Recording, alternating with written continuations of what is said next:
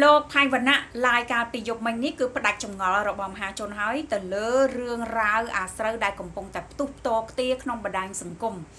การในลอย$10,000ระเวียงออกยาจำซอกหายนังสนองกาขาดไปเว้งนังสนองการร้องแต่ตัวบรรทุกเสนาธิการมาเนี่ยติดหายก็บ่สายลมอัดจ้ะแต่เลือการในระบโลกย่ำรัตนะได้จากกองเพราะระบโลกองยาย่ำศกตู้มาสรอเปลคเนียกำปงแต่ตู้เรื่องอาศัยนี้ถ้ากอดทลบจบปนธนีเกียทลบสำหรับมนุษย์หากอดสลับแต่เล็กทะเลปอดเมียนหากอดนี่ก็ปงแต่บ่มเป็นตัวในตีจีมันตรริชกามวยดำในนึกนองขัดเปรย์เวนเดียดหรือไรแต่งมูอย่างนะโจตะลุมอัดแต่งออกนี้ปันใต้มูลหนึ่งโจเตอร์ส่งบงปอนช่วย follow สมโตช่วย subscribe channel บงจอยมาเนี่ยมวยอย่างออกนี้ดับเบิลจะตัวบ้านในวิดีโอปอดเมียนทำไมพองได้โหเรื่องนี้ประดามเจนปีกาบองห้าระบโลกภัยวันนั้นจะได้กอดตัวบ้านปอดเมียนปีคังโลกยาจำศกเจเนรกซิโกนอมเจนเตอร์เวียดนามทาเธอตัวรงในการเฟื่อตกบกเหมือนเองปีสนองกาขาดไปแวงนังสนองการงตัวบรรทุกเสนาธิการนู้เตี้ยเลย$10,000มาค่ายรอฮอด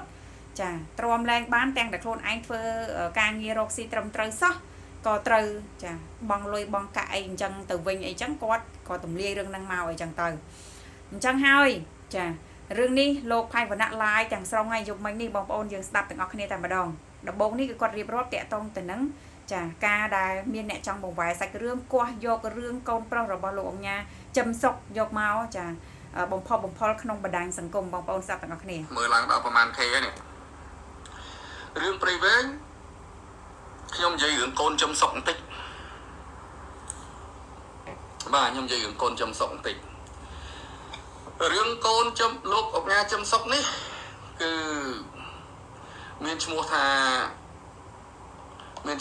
ចំរតនៈកាលពីដើមឆ្នាំ2019គាត់ជាប្រធានផ្នែកអន្តរប្រវេសន៍ដូចជានៅស្រុកព្រះស្ដេចចឹងនៅយុគមួយហ្នឹងបលិសខេត្តព្រៃវែងបានទទួលព័ត៌មានពីភ្នំពេញទៅថាមានករណីចោរលួចរថយន្តពីភ្នំពេញទៅរថយន្តព្រុសចឹងអ្នកពេញនេះគេតាមទៅគេបោះព័ត៌មានឲ្យទៅខេត្តបលិសខេត្តគេចេញពរាយពួនស្ទាក់ស្កាត់តាមផ្លូវលេខ1តាមផ្លូវលេខ11ចឹងទៅដើម្បីរងចាំមើលឡានដែលមានផុនភាកដូចជារាយការណ៍ហ្នឹងមកស្ទាក់ចាប់ត្រួតពិនិត្យពីព្រោះគេថាឡានចោលឡានលួចអញ្ចឹងក្នុងរង្វង់ប្រតិបត្តិការហ្នឹងប៉ូលីសទៅមួយ6 7នាក់PMក៏គេមានដែរអញ្ចឹងឡានហ្នឹងអត់ទៅតាមផ្លូវជាលេខ1ទេចុះពីស្ពាននៅលឿងមកកាត់តាមផ្លូវលេខក្រោមស្ពានទៅផ្លូវលេខ11វិញទៅដល់បំបែកស្នេហ៍អត់ទៅដល់ព្រៃវែងទេបត់តាមកែងអាដែង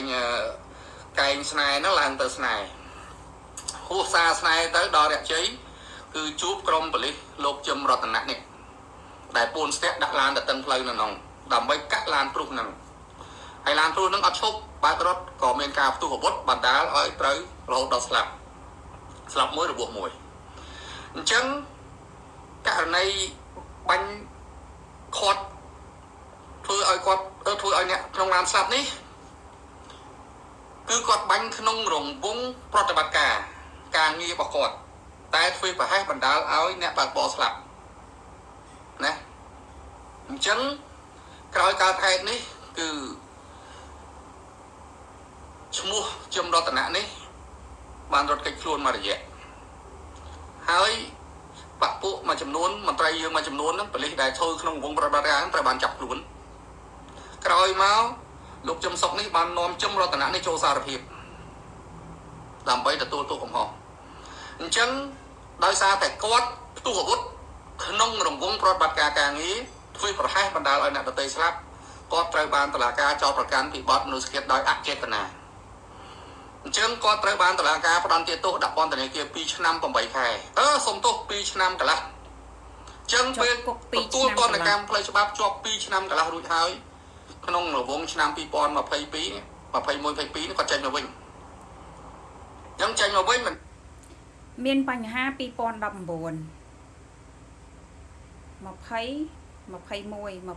22ឆ្នាំជាង ចាំថាគាត់ធ្វើលិខិតស្ដារនីតិសម្បទាឡើងវិញឬយ៉ាងណាយើងអត់ដឹងទេតែគាត់ថាការផ្ទុះអាវុធពេលនោះគឺផ្ទុះក្នុងរង្វង់ប្រតិបត្តិការហើយគាត់ទទួលទណ្ឌកម្មផ្លូវច្បាប់រួចហើយគាត់ចេញមកវិញហើយគាត់ទៅធ្វើអីក្រុមប្រឹក្សាស្រុកក្រុមអីអានោះរឿងរបស់គាត់ក្រោយតែខ្ញុំចង់បញ្យល់នៅទីនេះខ្ញុំឃើញបងប្អូនអ្នកសារព័ត៌មានយើងនេះគាត់បញ្ជាក់ណាថាបន្ទាប់ពីទទួលពីនៅទៅតាមច្បាប់ជាប់គុកជាប់អីហើយចេញមកវិញគឺលេចវត្តមានទៅធ្វើជាទីប្រឹក្សាស្រុកដែលបងប្អូនយើងចាប់អារម្មណ៍ឆ្ងល់ថាធ្លាប់មានប្រវត្តិអញ្ចឹងហើយមកបំពេញតួនាទីចាជាមន្ត្រីរាជការតទៀតអីចឹងណាបងប្អូនមួយចំនួនក៏ដូចជាបណ្ដាញសង្គមមួយចំនួនហាក់ដូចជាលំអៀងធ្វើព័ត៌មានដើម្បីបិទបាំងនៅរឿងករណី10000បំផុសរឿងហ្នឹងមកថាកូនដងាជឹមសុកមកជឹមរតនៈហ្នឹងសាហាវព្រៃផ្សៃណាបាញ់សម្លាប់មនុស្សសាហាវថានេះបងប្អូនអីដែលមហាជនគាត់ចាប់អារម្មណ៍ថាជាការបំផាយសាច់រឿងព្រោះស្របពេលដែលលោកអញ្ញាជឹមសុកកំពុងតែផ្ទុះរឿងអាស្រូវជាមួយនឹងស្នងការខាត់ព្រៃវែងនេះក៏វាមកផ្ទុះរឿងថាកូនប្រុសរបស់គាត់លោកជឹមរតនៈនេះឡើងមកស្របពេលជាមួយគ្នាហ្នឹងអញ្ចឹងលោកផែងវណ្ណៈគាត់ថានេះគឺជាការចាទាញបំផាយស្ថានភាពដើម្បីបិទបាំងរឿងអាស្រូវ10000 ស្ងាត់ចេញមកវិញខ្ញុំសូមបញ្ជាក់ថាគាត់បាញ់ក្នុងរង្វង់ប្រតិបត្តិការការងារដែលមានមេអង្គភាពចាត់តាំងទៅតាមត្រូវគ្រាន់តែថាពេលគាត់អនុវត្តគាត់មានចំណុចឆក់ល្វែងធ្វើប្រហែសបណ្ដាលឲ្យអ្នកឡាននឹងស្លាប់តែប៉ុណ្្នឹងនេះបាទអញ្ចឹងគាត់មិនមែនទៅឆ្លោះគ្នាបងតូចបងធំអាងអំណាចយកកំភ្លើងទៅបាញ់សម្លាប់គេដូចដែលសារព័ត៌មាននាំនេះប្រហែលនោះទេសារព័ត៌មានមួយចំនួនហ្នឹងគេនាំឲ្យឆ្កឹះរឿងនឹងឡើងវិញណាខ្ញុំគ្មានទៅការពារស្អីគេជំរតនៈនេះខ្ញុំហើយអ្នកជេរខ្លាំងជាងគេខ្ញុំអ្នកទុំរឿងហ្នឹងគឺគាត់ហ្នឹងហើយអ្នកជេរខ្ញុំថាគាត់អត់សង្ស័យហេតុអីបាញ់ស្លាប់គាត់ថាភេកខ្ញុំដែលជេរហ្នឹងវាខូចបាត់ហើយ7ឆ្នាំមុនហ្នឹងអាភេកដែលខ្ញុំវាយហ្នឹងខ្ញុំវាយជំរតនៈហ្នឹងខ្លាំងជាងគេខ្ញុំហៅដល់ប៉ូលីសសេរីថ្មីអត់តន់ស្គាល់ច្បាប់ពីព្រោះយើងទោះបីមានទោសទោះបីប្រទេសយើងអត់មានទោសប្រហារជីវិតទេទោះបីជាប្រតិជនណាក៏ដោយបើគេមិនតន់តដៃបើគេមិនតន់អីទេយើងមិនអាចទៅបាញ់រហូតដល់ឲ្យស្លាប់ទេព្រោះយើងអត់មានទោសប្រហារជីវិតលើកលែងតែករណីគេមានកំភ្លើងបាញ់មកលើយើងអាហ្នឹងយើងប្រើសិទ្ធិការពារខ្លួនបាទអញ្ចឹងខ្ញុំចង់ញែកឲ្យច្បាស់ថាគាត់មិនមែនទៅសម្លាប់គេឆៅដោយគ្មានមូលហេតុទេគឺគាត់ទៅអនុវត្តការងារប្រតិបត្តិការតាមមេចាប់តាំងប៉ុន្តែនៅក្នុងសង្គមការងារមិនថាសម័យនោះមិនថាសម័យឥឡូវទេបានស្នាដៃមេយកអត់ស្នាដៃមេតម្លាក់ឲ្យកូនចៅមកបណ្ណាដូចណាដែរឆ្លើយថាអត់ដឹងឡើយហ្នឹងមេឆ្លើយថាអត់ដឹងឡើយព្រោះបញ្ជាតាមឯកុំបញ្ជាតាមទូរស័ព្ទនៅរីខតសម្លេងទុកណាអញ្ចឹងបើសិនជាអាហ្នឹងត្រូវជោគជ័យអញបរាជ័យពួកឯងអាហ្នឹងខ្ញុំមិនចង់ហែកឥឡូវកូនចៅហ៊ានតែធ្វើមើលផ្្លាត់ស្នៀតមេចាប់ដាក់ទុកបិទតែបើជោគជ័យទាំងនេះឃើញអញមេអញខ្លាំងអាហ្នឹងវាអញ្ចឹងណាសាច់រឿងវាអញ្ចឹងសូមឲ្យបងប្អូនយើងអ្នកសារព័ត៌មានមួយចំនួនដែលយកកំហឹងហាក់ដូចជាចង់បង្វែរព្រឹត្តិការណ៍ណាចង់បង្វែរព្រឹត្តិការណ៍ខ្ញុំសូមថាបើមិនពេញចិត្តអីទៅសេទៅតែទៅសេឲ្យទៅតាមសាច់រឿងរបស់វាមិនមែនចំរតនៈនឹងនៅសុកយកកំភ្លើងទៅសម្លាប់គេទេគឺគាត់ផ្ទុះអាវុធខាត់រថយន្តព្រោះដែលបើករថនឹងក្នុងក្របខ័ណ្ឌប្រតិបត្តិការការងាររបស់គាត់តាមបញ្ជាមេគាត់ដល់តែពេលឮសូនមានរឿងគេថាអាហ្នឹងទទួលគាត់ត្រូវluônវាទៅបាទចុះខ្វះស្អីមេរាល់ថ្ងៃមេមួយចំនួនអាត្រូវអញខុសឯង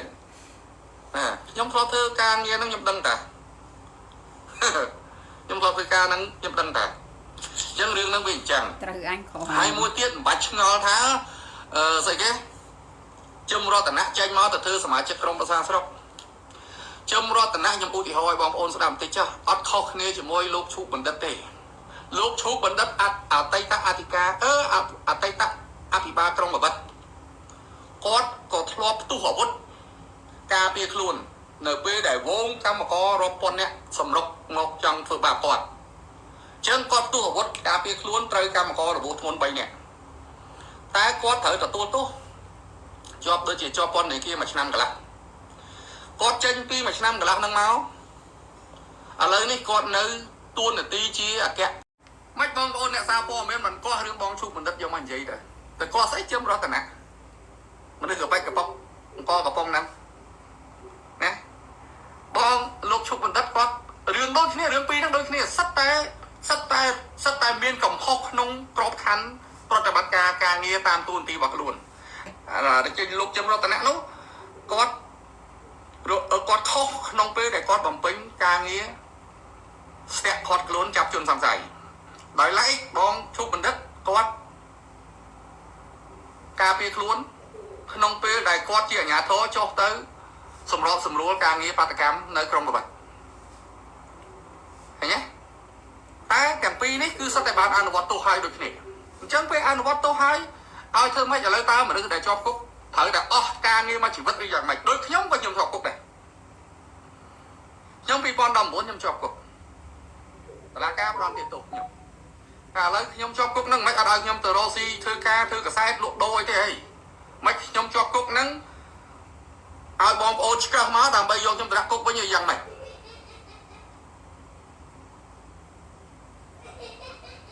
នេះលោកផៃវណ្ណៈគាត់បញ្ជាក់ត្រង់ចំណុចឡើងហ្នឹងថាខ្លួនគាត់ក៏ធ្លាប់មានប្រវត្តិជាប់គុកដែរអញ្ចឹងពេលដែលបំពេញចាទៅតាមច្បាប់ជាប់ទោសទណ្ឌអីហើយចេញមកវិញហ្នឹងគឺអាចចាធ្វើកិច្ចការងារអីបានទូទៅធម្មតាប៉ុន្តែកន្លែងនេះមិនចោលឆ្ងល់មួយដែរបងប្អូនណាដឹងជួយប្រាប់ផងចំពោះការងារមន្ត្រីរាជការនេះក្របខ័ណ្ឌមន្ត្រីរាជការចាទូនាទីណាក៏ដោយចាមានពិនិត្យមើលលក្ខខណ្ឌអត់ថាបើសិនជាបុគ្គលនឹងធ្លាប់មានប្រវត្តិជាប់គុកនឹងមិនទទួលឲ្យចូលបម្រើក្របខ័ណ្ឌមន្ត្រីរាជការនោះទេមានកន្លែងនឹងអត់អញ្ចឹងណាបើសិនជាអត់មានទេអញ្ចឹងវាអត់ដូចជាអត់មានខុសតអីទេបើសិនជាចាលោកចឹមរតនៈនេះចាគាត់ទទួលទោសទណ្ឌអីហើយតែទៅតាមច្បាប់ដែលកំណត់ហើយគាត់ចេញមកវិញហើយក៏គាត់អាចចាចូលបម្រើការងាររាជការបានជាធម្មតានេះឯងតែបើសិនជាមានចាថាអត់ទេក្របខ័ណ្ឌមន្ត្រីរាជការគេមើលប្រវត្តិបើសិនជាធ្លាប់មានបញ្ហាជាប់ពន្ធនាគារអីហ្នឹងគឺមិនអនុញ្ញាតឲ្យទេអាហ្នឹងបានជារឿងខុសតែកន្លែងនេះដូចបងចយបានបញ្ជាក់អញ្ចឹងអត់ដឹងទេថាតើមានអត់លក្ខខណ្ឌឡើយហ្នឹងអញ្ចឹងបើសិនជាបងប្អូនយើងដឹងក៏ជួយខមមិនប្រាប់ផងតទៀតបងប្អូនចាអត់លឺចាខ្ញុំឲ្យយើងស្ដាប់ហេតុផលកុំឲ្យយើងលំអៀងកុំឲ្យយើងគេថាមនុស្សកាលណាលំអៀងហើយយើងធ្វើព័ត៌មានវាអត់មានតម្លៃទេអត់មានតម្លៃទេណាអញ្ចឹងខ្ញុំសូមបងប្អូនយើងមេត្តាយល់កន្លែងហ្នឹងករណីជឹមរតនៈហើយនឹងលោកឈូកបណ្ឌិតអត់ខុសគ្នាទេហើយចុះលោកឈូកបណ្ឌិតរាល់ថ្ងៃគាត់អនុវត្តទោសហើយគាត់មកធ្វើការវិញបានតាគាត់មិនទៅនេះអីគាត់នៅអគ្គនាយករងរដ្ឋបាលមហាផ្ទៃបាទហើយយើងទៅលើកអីតែមួយហ្នឹងខ្វះស្អីគឺមកកកងខ្ញុំហ្នឹងមិនជាប់គុកហើយអ្នកខ្លួនឯងជាប់គុកដែរតាឥឡូវចេញពីគុកមកវិញយើងកែខ្លួនទៅយើងទៅធ្វើការងារយើងទៅបើកក្រុមហ៊ុនរ៉ូស៊ីយើងទៅធ្វើសារព័ត៌មានណាឬមួយក៏ត្រូវដល់ខ្ញុំមានរឿងអីបន្តិចឆ្កឹះរឿងខ្ញុំឡើងដើម្បីយកខ្ញុំទៅដាក់គុកម្ដងទៀតឬយ៉ាងម៉េចប្រទេសមានច្បាប់តាមិនមែនឲ្យតែមនុស្សដែលត្រូវជាប់គុកហើយបាត់បង់គ្រប់យ៉ាងឯណាបាទ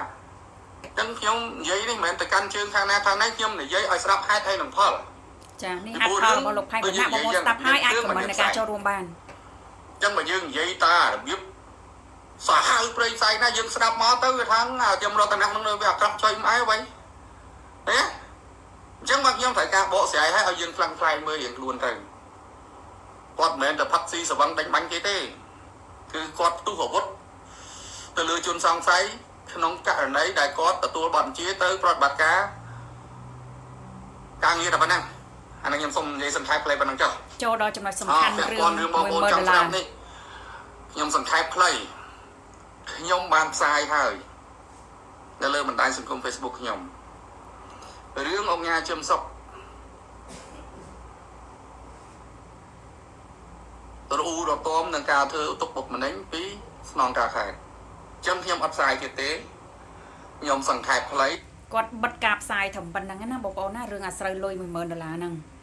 ថារឿងនេះទុកឲ្យអគ្គស្នងការទុកឲ្យសូមហាប់ទៅធ្វើការទៅហើយបងអូនស្នងការគាត់ជួបខ្ញុំដែរខ្ញុំនិយាយត្រង់គាត់ជួបខ្ញុំហើយ គាត់បានបំភ្លឺផ្ទាល់មកប្រាប់ខ្ញុំហើយគាត់អត់ពាក់ព័ន្ធក្នុងរឿងហ្នឹងទេអញ្ចឹងនរណាពាក់ព័ន្ធនរណាយកលុយនរនឹងជាប់គុកទៅចាស្នងការគាត់ថាគាត់អត់មានពាក់ព័ន្ធទេអញ្ចឹងខ្ញុំចង់បញ្ជាក់កន្លែងហ្នឹងបន្តិចដែរគាត់ជួបខ្ញុំក្រៅផ្លូវការគាត់បញ្ជាក់ប្រាប់ខ្ញុំតែឲ្យគាត់ចេញលិខិតបំភ្លឺជាផ្លូវការឲ្យគាត់មិនចេញទេគាត់គ្រាន់តែថាគាត់មិនពាក់ព័ន្ធទេបងប្អូនអត់ធ្វើទេអញ្ចឹងខ្ញុំថាឥឡូវបងប្អូនមិនធ្វើក៏ធ្វើទៅខ្ញុំក៏ជុកដែរ